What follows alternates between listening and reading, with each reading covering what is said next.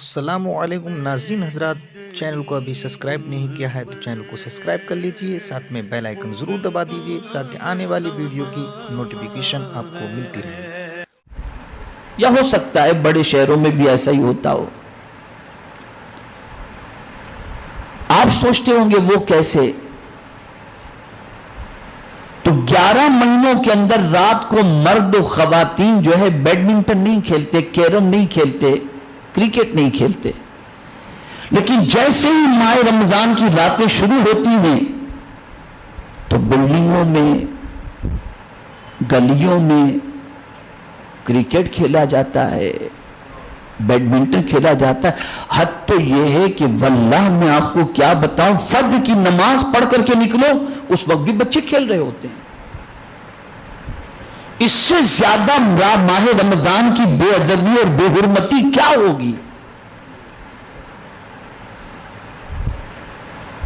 اور بہت سارے لوگ اس مقدس مہینے کے اندر کرکٹ کی ٹورنامنٹیں رکھتے ہیں، بہت سارے لوگ گھر میں کیرم کا اہتمام کرتے ہیں، بہت سارے لوگ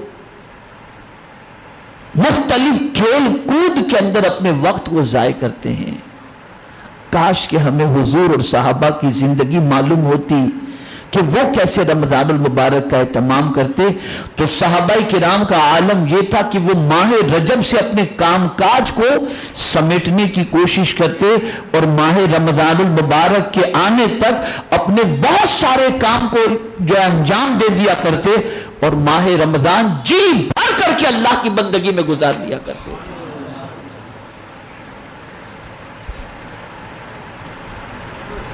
اور اس سے بڑھ کر کے عبادت کا مہینہ اور کون سا ہوگا کہ تم کو عبادت سے روکنے والا شیطان ہوتا ہے؟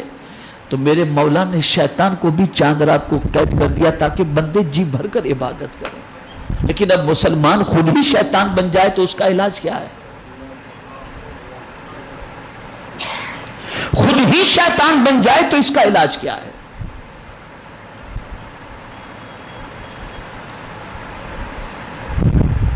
یہ امت کا حال جو آج ہو رہا ہے نا، یہ نہ ہوتا۔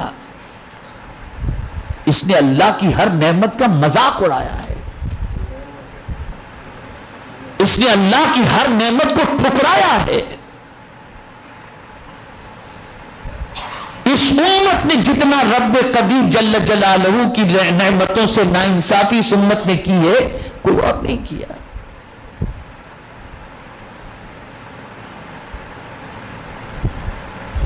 کیا تراویح ختم ہوئی کہ گلیوں میں جیسے ایسا لگتا ہے کہ کھیل کود کا مہینہ آ گیا ہو۔ الیاذ باللہ 11 مہینے نہیں کھیلتے، اور جس ماہ مبارک کی راتوں کے حوالے سے اور عشرہ کے حوالے سے میرے کریم نے، میرے آقا نے ارشاد فرمایا، شہر اولہ رحمت واوسطہ مغفرۃ وآخرہ عتق من النار۔ رمضان کا شروع کا عشرہ رحمتوں کا ہے، درمیان کا عشرہ مغفرت کا ہے، اور آخر کا عشرہ جہنم سے چھٹکارے کا ہے۔ لیکن اللہ اکبر، نہ رحمت کی فکر ہے، نہ مغفرت کی فکر ہے، نہ جہنم سے چھٹکارے کی فکر ہے۔ فکر ہے تو بس ایک بات کی کہ نفس کو سکون کیسے ملے، معاذ اللہ من ذالک۔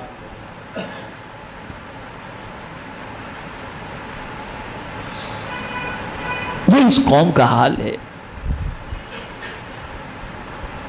کبھی تو ایسا ہوتا ہے کہ جی چاہتا ہے کہ جس قوم کو سدھرنے کا خیال ہی نہیں ہے، اس قوم کے سامنے چلا کے فائدہ کیا ہے؟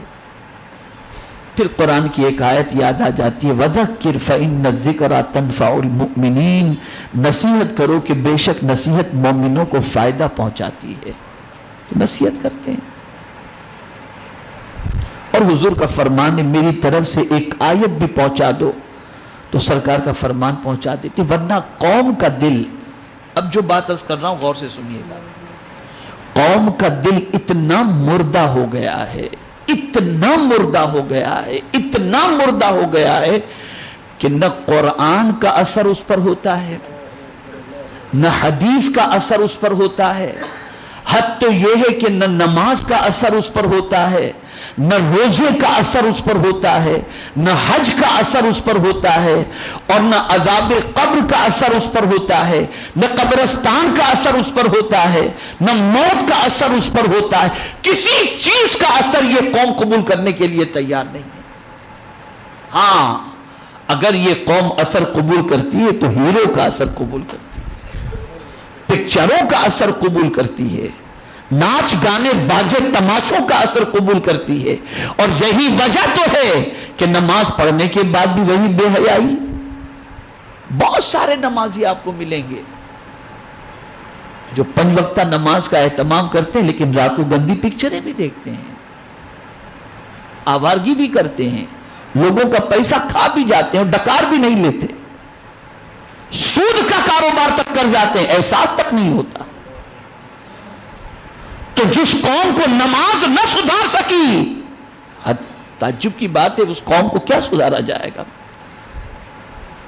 وہ کون سی چیز سدھارے گی؟ نہ حلال کی تمیز، نہ حرام کی تمیز، کسی چیز کا خیال نہیں، بس جانور کی طرح زندگی کاٹنی ہے. ہاں مولانا لوگ چلائیں گے، چلانے دو. اور افسوس کی بات تو یہ ہوتی ہے کہ کسی عبادت کا اثر قبول کرنے کے لیے تیار نہیں ہے. اور اب تو یہ ممبئی 3 ہے، ممبئی 9 ہے، تو یہاں کا تو پرٹیکولر جملہ ہے، ارے مولانا دیکھا جائے گا، جو ہونا ہوگا بعد میں دیکھ لیں گے، دنیا موج مستی کرنے کی کر لینے دو. یہ بے باکی مسلمان کی. کہاں ماہ رمضان کا چاند نظر آتا تو حضور کے چہرے کا رنگ زرد ہو جاتا کہ کہیں ایسا نہ ہو کہ اس کے اندر کوئی عبادت میں خلل واقع ہو جائے. اور بہت سارے گٹکھا کھانے والے اور پیٹ بھر کے کھانے والے لوگ ماہ رمضان کے آتے ہوئے منہ لٹکا لیتے ہیں کہ یار یہ 1 مہینہ بھوکا پیاسا رہنا پڑے گا، یہ مہینہ کیسے کٹے گا، گرمی بہت ہے، العیاذ باللہ. اور صحابہ کی تمنا کیا تھی؟ صحابہ کی تمنا یہ تھی کاش پورا سال رمضان ہی رمضان ہوتا. یہ خیال.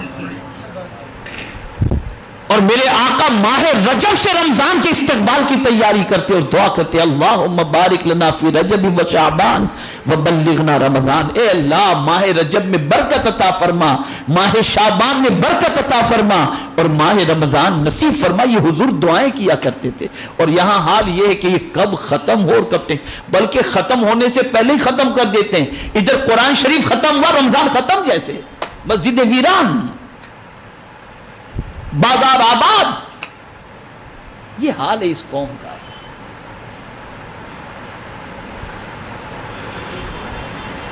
وہ یہودی مار رہا ہے، وہ عیسائی مار رہا ہے، وہ مار رہا ہے، وہ ہم کیا کر رہے ہیں؟ یہ تو ذرا دیکھو. مارنے والے یہودی اور عیسائی آج کے نہیں ہیں، ستانے والے یہودی اور عیسائی آج کے نہیں ہیں،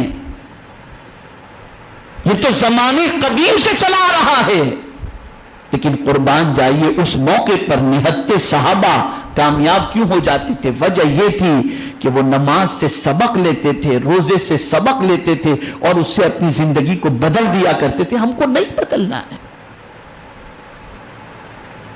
ہمیں چینج نہیں ہونا ہے. میں خاص طور پر اس محلے والوں سے کہوں گا کہ آپ کی بنیادی ذمہ داری ہے کہ گلیوں کے اندر کھیلتے آپ لوگوں کو دیکھو تو روکو. کاش کہ ایسا ماحول ہوتا کہ کھیلنے کی بجائے لوگ بیٹھے ہوتے اور تلاوت کر رہے ہوتے، کھیلنے کی بجائے لوگ میرے آقا کی نعت سنتے ہوتے. اور اس کریم نے کتنا کرم فرمایا، کتنا کرم فرمایا کہ اللہ اکبر. میں تو جب سوچتا ہوں تو میری عقل دنگ رہ جاتی ہے، عقل دنگ رہ جاتی ہے کہ کتنا پیار ہے روزے دار سے میرے مولا کو، کتنا پیار ہے. کہ سرکار فرماتے ہیں کہ روزے دار سویا بھی ہو نا تو اللہ اس کے نام و اعمال میں عبادت کا ثواب دکھاتا ہے. سویا ہے، نہ تلاوت کر رہا ہے، نہ تسبیح کر رہا ہے، نماز پڑھ، کچھ نہیں، روزے میں سو رہا ہے. لیکن فرشتے اس کے نام اعمال میں عبادت کا ثواب لکھتے ہیں. اور کسی عمل کے حوالے سے یہ نہیں فرمایا گیا کہ اس کی جزا میں ہوں، رب نے نہیں فرمایا. لیکن قربان جائیے، روزے کے حوالے سے میرے آقا صلی اللہ علیہ وسلم فرماتے ہیں کہ رب نے فرمایا الصوم لی وانا اجزا بہی او اجزی بہی. میرے آقا صلی اللہ علیہ وسلم رب فرماتے ہیں روزہ میرے لیے ہے اور میں اس کی جزا ہوں. یعنی روزے دار کو بدلے کے اندر میں بدلہ دوں گا یا میں خود اسے مل جایا کروں گا. یعنی بدلے میں روزے دار کو خدا مل جاتا ہے. وجہ کیا ہے؟ نہ نماز کے بارے میں یہ بات آئی، نہ حج کے بارے میں آئی، نہ زکوٰۃ کے بارے میں. روزے کے بارے میں کیوں؟ بھئی ساری بندگی تو بندہ خدا کے لیے کرتا ہے، لیکن روزے کے لیے اسپیشل یہ بات اللہ عز و جل نے کیوں فرمائی؟ اس لیے کہ سارے اعمال میں ریاکاری ہو سکتی ہے، روزے میں پیورٹی کے علاوہ کچھ ہے ہی نہیں، یہ صرف اللہ کے لیے ہے. بھئی میں آپ کو بتاؤں، آپ نماز پڑھیں گے، ابھی سب دنیا دیکھ رہی ہے کہ آپ نماز پڑھ رہے ہیں. عصر کی پڑھیں گے سب دنیا دیکھے گی، مغرب کی پڑھیں گے دنیا دیکھے گی، عشاء کی پڑھیں گے دنیا دیکھے گی. اب زکوٰۃ کسی کو دیں گے، لینے والا تو دیکھ رہا ہے نا، لینے والے کو تو پتہ چل جائے گا، تو زکوٰۃ بھی دنیا دیکھ رہی ہے. حج کے لیے جائیں گے تو طواف کعبہ کریں گے، مینا میں عرفات میں دنیا دیکھے گی. لیکن روزے کا معاملہ ایسا ہے کہ آپ روزے سے ہیں یا نہیں یہ آپ جانتے ہو اور خدا جانتا ہے. اس لیے کہ وضو کرتے کرتے 2-4 کلی اندر ڈال دی، کس کو کیا خبر ہوگا؟ سحری سب کے ساتھ آپ نے کی، لیکن درمیان میں پیاس لگی تو چپ چاپ 2-3 گھونٹ اتار لیے وضو کرتے کرتے، کس کو کیا خبر؟ لیکن آدمی نہیں کرتا ایسا. شاید ہی کوئی ایسا ہو، بلکہ میں سمجھتا ہوں ایسا نہیں ملے گا. تو کیوں نہیں پیتا؟ مولا تو دیکھ رہا ہے، تیری رضا کے لیے. تو میرا مولا پھر اس کی رحمت جوش میں آتی ہے، میرے بندے تو میرے لیے بھوکا رہ رہا ہے، میرے لیے پیاسا رہ رہا ہے، میرے لیے اپنی بیوی سے تو دن میں قربت سے بچ رہا ہے، تو تیرے اس بچنے پر میں تجھے محروم نہیں کروں گا. ہر عمل کا بدلہ میں نے 10 سے لے کر 700 گنا تک رکھا ہے، لیکن روزہ تو میرے لیے رکھ رہا ہے تو تجھے بدلے میں کچھ نہیں، تیرا خدا تجھے مل جائے گا، تیرا خدا تجھے مل. اور یہی وجہ ہے کہ افطار کے وقت بندہ جس طریقے سے دعا کرتا ہے، 5 نماز کے بعد ایسی دعا نہیں کرتا. اس لیے کرتا ہے کہ اس نے روزہ دیانتداری سے رکھا ہے، تو اندر سے ضمیر کہتا ہے جو مانگوں گا میرا مولا مجھے عطا فرمائے گا. یہ ہے.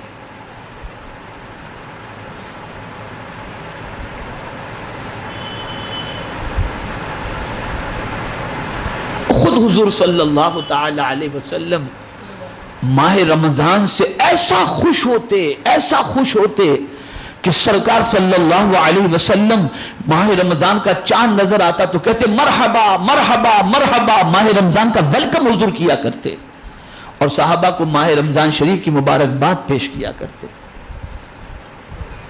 اتنی خوشی حضور کو ہوتی ماہ رمضان سے جس کی کوئی انتہا نہیں، بے پناہ مسرت ہوتی، بے پناہ خوشی ہوتی. لیکن میں یہ سمجھتا ہوں جیسے ہم نے بہت ساری اللہ کی نعمتوں کی ہم نے قدر نہیں کی، ویسے ہی ماہ رمضان شریف کا بھی خیال ہم نے نہیں کیا اور اس کی ناقدری کی. اور اس کی ناقدری کا سب سے بین ثبوت، واضح ثبوت یہ ہے کہ ماہ رمضان جس مقصد کے لیے اس کے روزے کو اللہ نے فرض فرمایا، ہم نے اس مقصد کو کبھی اپنی نظر کے سامنے نہیں رکھا، کبھی نہیں رکھا. اور یہی وجہ ہے کہ نماز کیوں فرض کی گئی، نماز کا مقصد کیا ہے معلوم نہیں.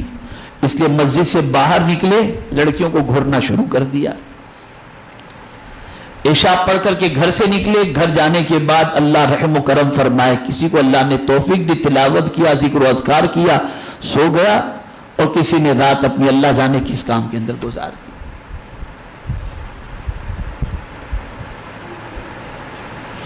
ایک چیز میں عرض کر دوں، اسے ذہن میں رکھیے گا. میں کسی کی کمائی کے بارے میں انٹرفیئر کرنے والا نہیں ہوں.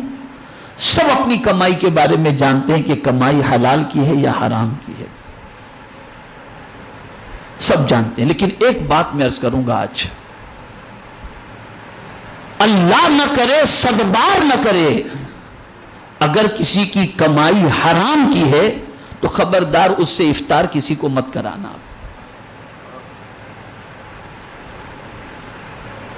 مت کرانا اس سے افطار. اور اگر یہ سمجھ کر تم افطار کراتے ہو کہ اس کمائی سے میں افطار کراؤں گا تو مجھے ثواب ملے گا, اللہ میرے گناہ کو معاف فرمائے گا, کچھ بھی نہیں. اس لیے کہ اللہ پاک ہے اور پاک چیزوں کو قبول فرماتا ہے. یاد رکھیں, آپ کو اگر کوئی گندگی کا ڈھیر لا کر آپ کے سامنے پیش کر دے, آپ قبول کریں گے اسے؟ تو حرام کی کمائی کا یہ سب کر کے آدمی کرتا ہے, نہیں اللہ قبول فرماتا. افطار ضرور کراؤ لیکن کوشش کرو کہ پیور کمائی کا ہو, ضرور کراؤ.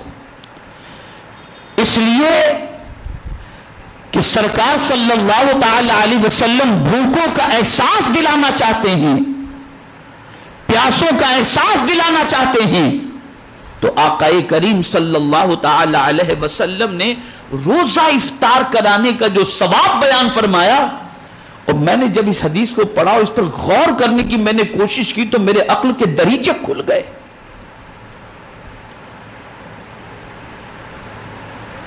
سرکار صلی اللہ علیہ وسلم فرماتے ہیں کہ لوگوں کو افطار کراؤ, روزے دار کو افطار کراؤ. صحابہ نے عرض کیا, یا رسول اللہ صلی اللہ تعالی علیہ وسلم, اگر ہم اس کی طاقت نہ رکھتے ہوں تو؟ میرے آقا صلی اللہ علیہ وسلم نے فرمایا, کھجور سے افطار کرا دو. اس سے نہیں کرا سکتے تو دودھ سے افطار کرا دو. اس سے نہیں کرا سکتے تو پانی کے گھونٹ سے افطار کرا دو, کہ اس کی وجہ سے اللہ تمہاری گردن کو آزاد کر دے گا. یعنی افطار کرانے والے کی گردن جہنم سے آزاد ہو جائے گی. افطار کی فضیلت. لیکن اس کے آگے جو حضور نے فرمایا نا, اس نے مجھے بہت جھنجھوڑ کے رکھ دیا. اور میں سمجھتا ہوں more than 90% مسلمان اس پر توجہ نہیں دے رہے. اس کے آگے حضور نے فرمایا, اور اگر کوئی شخص کسی روزے دار کو پیٹ بھر کر کے کھانا کھلائے تو سرکار فرماتے ہیں کل بروز قیامت میرے حوض کوثر سے اس کو جام پلایا جائے گا. ہمارے یہاں افطار پر پکوڑے سے لے کر کے ساری چیزیں اتنی سجا دی جاتی ہیں کہ ویسٹیج ہوتا ہے, اور غریبوں کے گھر میں کھانے کے لیے نہیں ہوتا, اس کی فکر نہیں ہوتی. کیا ہم میں کچھ ایسے بھی لوگ ہیں جو کھانے کے پیکٹ بنا بنا کر غریبوں کو تلاش کر کے ان کے گھر تک پہنچاتے ہوں؟ کبھی تلاش کرنے کی کوشش کی؟ ہمارا حال تو یہ ہے, دے کے جان چھوڑا لیا, ہم نے دے دیا نا, بس بات ختم, آپ کرو. لیکن میں آپ کو بتاؤں, حضرت امام زین العابدین رضی اللہ تعالیٰ عنہ کا جب وصال ہوا, کون امام زین العابدین؟ امام حسین کے صاحبزادے, امام حسین کے صاحبزادے جس سے سادات کی نسل چلی ہے. تو حضرت امام زین العابدین رضی اللہ تعالیٰ عنہ کی جب نہلایا گیا وصال کے بعد, تو آپ کی پیٹھ پر گونی کے نشان تھے, گونی کے نشان. تو لوگوں کو حیرت ہوئی کہ یہ نشان کس چیز کے ہیں. لیکن 15-20 روز گزرے ہوں گے تو کچھ خاندان کے لوگ امام زین العابدین کے یہاں آئے, اور خاندان اہل بیت کے اندر, اور آ کر کے انہوں نے کہا کہ ہمارے گھر میں چولہا نہیں جل رہا, ہمارے گھر میں بڑی پریشانیاں ہیں. تو پوچھنے والوں نے پوچھا پہلے کیسے جلتا تھا؟ بولے پتہ نہیں, کوئی آتا ہوگا رات کو, جب ہمارے گھر میں کھانا ختم ہو جاتا تھا تو ہم صبح اٹھتے تھے تو دیکھتے تھے ہمارے دروازے پر کھانے کی ساری چیزیں, چاول دال روٹ ساری چیزیں پڑی ہوتی تھی, کون رکھ جاتا تھا ہمیں نہیں معلوم. تب گھر والوں کو خیال آیا کہ یہ کام کوئی اور نہیں کرتا تھا, امام زین العابدین کیا کرتے تھے, کہ غریبوں کا گھر تلاش کرتے, اپنے کاندھے پر اٹھاتے تھے اور جا کر کے غریبوں کے گھر پر پہنچا دیا کرتے تھے, ان کے گھر میں چولہا جلا کرتا تھا. یہاں کیا حال ہے؟ یوں دے کے زکات فری ہو گئے.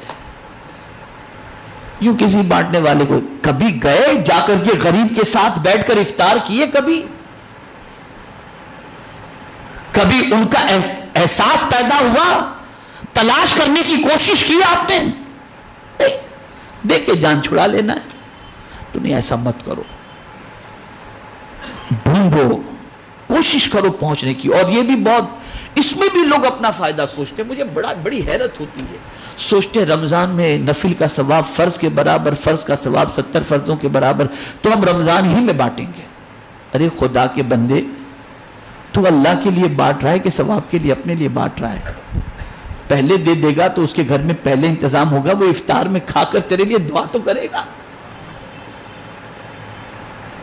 جیسے تم اپنے گھر کے لیے رمضان المبارک سے پیشتر سارا اہتمام کرتے ہو، ایسے غریب بھی تو چاہے گا کہ اس کے دسترخوان پر اچھا ہو. اب وہ بیچارہ 3 4 5 رمضان کے بعد انتظار میں بیٹھا ہے، تم اس کے گھر پہ تم نے پہنچائے، کوئی پہنچایا کوئی نہیں پہنچایا، پھر اس کے بعد وہ کھانے کے لیے بیٹھے گا، کیا وہ کرے گا؟ پہلے پہنچا دو. رمضان شریف میں بھی دو، کہ حضور رمضان شریف میں سخاوت بے پناہ کرتے تھے. لیکن غریبوں کو تلاش کرو، ان کے گھروں میں اناج پہنچاؤ، ان کا خیال کرو، اور پیٹ بھر کے کھلانے کی فکر پہلے کرو. افطار بھی کراؤ، لیکن اگر اللہ نے دیا ہے تو پیٹ بھر کر کے کھلانے کا اہتمام زیادہ کرو. اس لیے کہ قیامت میں پیاس جب لگے گی نا، تو سوائے حوض کوثر کے کہیں پانی نہیں ملے گا. اور مصطفیٰ جان رحمت پیٹ بھر کر کے غریبوں کو اور افطار کرانے والے کو اپنے ہاتھ سے جام کوثر پلائیں گے. خیال کرو ان چیزوں کا. بچو برائیوں سے، اور کوشش کرو کہ اس ماہ مبارک کا بھرپور احترام ہو، بھرپور اس ماہ مبارک کے اندر عبادت و ریاضت ہو سکے. اتنا بھی افطار میں نہ کھا لو کہ تراویح میں پریشانی ہو جائے، اور ایسی چیزیں بھی افطار میں نہ کھا لو جس سے پیٹ خراب ہو جائے. میں آپ کو بتاؤں، انشاءاللہ کل بتاؤں گا ہفتہ واری اجتماع میں کہ اس کو ماہ رمضان کیوں کہتے ہیں. انشاءاللہ کل میں بتاؤں گا اور آپ کو سمجھانے کی کوشش کروں گا تاکہ آپ سمجھ سکیں کہ روزہ ہے کیا اور اس کی برکتیں کیا ہیں. اس لیے کہ ہمارا حال تو کھائے پیے مبارکباد ہو گئے، بس سو گئے فجر کے بعد، جو سوئے تو پھر سوئے، اور بس ایسی بس زندگی کٹ رہی ہے. اللہ خیر فرمائے، اللہ خیر فرمائے. اور کوئی ہم نے سبق حاصل نہیں کیا، اور کوئی ہم نے اپنی زندگی میں تبدیلی پیدا نہیں کی. ہماری نظر سے جب روزے کا مقصد ختم ہو گیا، اوجھل ہو گیا، تو روزہ رکھنے کے بعد بھی ہم سدھر نہیں پاتے. اور مقصد پیش نظر ہوتا. اس کو میں ایک ایگزامپل کے ذریعے سمجھاؤں. میں نے کل بھی کرناٹک میں یہ ایگزامپل دیا تھا کہ ایک کلاس ہو، توجہ سے سنیں، ایک کلاس ہو، 40 بچے ایک کلاس میں پڑھتے ہیں، لیکن ایک بچہ میرٹ لسٹ میں آتا ہے، ایک بچہ فرسٹ کلاس میں آتا ہے، کچھ بچے پاس ہو جاتے ہیں، کچھ بچے فیل ہو جاتے ہیں. سوال یہ پیدا ہوتا ہے کہ پڑھانے والا ٹیچر تو سب کو ایک ہی بات پڑھایا ہے. ایسا تو ہے نہیں کہ ایک بچے کو الگ پڑھایا، ایک بچے کو الگ پڑھایا. لیکچر جب اس نے دیا تو سارے بچوں نے سنا، لیکن کوئی میرٹ لسٹ میں کیوں آیا، کوئی فرسٹ کلاس کیوں ہوا، اور کوئی پاسنگ مارک پہ کیوں اٹک گیا؟ وجہ کیا ہے؟ وجہ یہ ہے جو یوں ہی پڑھنے کے لیے آ گیا وہ پاسنگ مارک پہ اٹک گیا. جو ماں باپ کے ڈر سے پڑھنے کے لیے آیا فرسٹ کلاس تک پہنچا. لیکن جس کی نظر میں فیوچر ہے کہ مجھے کچھ بننا ہے، پڑھائی کا مقصد اس کے سامنے ہے، وہ میرٹ لسٹ میں آتا ہے. ایسے ہی جس کے سامنے روزے کا مقصد ہو، وہ ماہ رمضان کے گزر جانے کے بعد متقی اور پرہیزگار بن جایا کرتا ہے. کہ ہمارے سامنے تو کوئی مقصد نہیں. فکر ہے سحری میں، سحری ضرور کریں. یہاں بھی ایک بات عرض کر کے میں اپنی گفتگو کو ختم کرتا ہوں. جو بات کرنی تھی وہاں تک تو پہنچ ہی نہیں سکا میں. بہت سارے لوگ 2-3 بجے تک کھاتے رہتے ہیں اور پھر اس کے بعد کہتے ہیں سو جاتے ہیں. فجر میں جیسے تیسے اٹھے، نماز پڑھے، پھر سو گئے، سحری نہیں کرتے. حضور صلی اللہ علیہ وسلم نے ارشاد فرمایا، اہل کتاب اور ہمارے روزے میں فرق یہ ہے کہ ہمارے روزے میں سحری ہے. اور سرکار صلی اللہ علیہ وسلم فرماتے ہیں سحری میں برکت ہے، برکت. اس لیے خاص اٹھا کرو. چاہے 2 کھجور کھا کر کے، اور سحری میں بھی کھجور کھانا میرے آقا کی سنت ہے، یعنی ہم نے افطار ہی میں سمجھا ہے، تو ایسا نہیں، کبھی کبھی حضور صلی اللہ علیہ وسلم سحری جو ہے نا صرف کھجور سے کر لیا کرتے، چند کھجور کھا لیتے، یہ حضور کی سحری ہو جاتی۔ اور اس وقت کی دعا بڑی مقبول ہوتی ہے، بڑی مقبول ہوتی ہے، تو اس چیز کے لیے اپنے آپ کو تیار کرو، ماہ رمضان کی خوشی دل میں محسوس کرو، اللہ اکبر، مقدس مہینہ آ رہا ہے، کھانے پینے میں احتیاط، ہر چیز میں خیال۔ اور ہاں ایک آخری بات اور عرض کر دوں، ماہ رمضان شریف میں لوگ زکوٰۃ نکالتے ہیں، تو غیر سید کو زکوٰۃ دے سکتے ہیں، سید کو تو زکوٰۃ نہیں دے سکتے۔ سیدوں کے لیے کیا کرتے ہیں آپ؟ تو کچھ لوگ یہ کرتے ہیں کہ ہیلہ شرعی کرا کے سید کو دیتے ہیں، میں اس کو بہتر نہیں سمجھتا ہوں کہ اس طریقے سے سید کا خیال کیا جائے۔ آپ صرف اتنا سوچ لیں کہ جس طرح آپ کی اولاد کو آپ زکوٰۃ نہیں کھلاتے اور آپ کی اولاد کی فکر آپ کرتے ہیں، ایسے نبی کی اولاد کی بھی فکر کیا کرو، اور اپنی پاکیزہ کمائی میں سے ان کے لیے کچھ نکالو، اور ایسے سادات کو تلاش کر کے ان تک پہنچا دو، اور ان کی بھی عید رمضان خوشی سے گزرے، اس کا تم خیال کرو۔ بھلے ایک مرتبہ اپنے بچوں کو کم پہنچے، چل جائے گا، لیکن سادات کو اچھے سے اچھا پہنچاؤ۔ اگر تم اپنا کپڑا داؤد خان میں بناتے ہو تو اپنے سادات کے لیے بھی اسی طریقے سے اچھے کپڑے بناؤ، اس لیے کہ تمہارا بیٹا پہنے گا تو تم خوش ہوگے، اور نبی کی اولاد پہنے گی تو مصطفیٰ جان محمد خوش ہو جائیں گے۔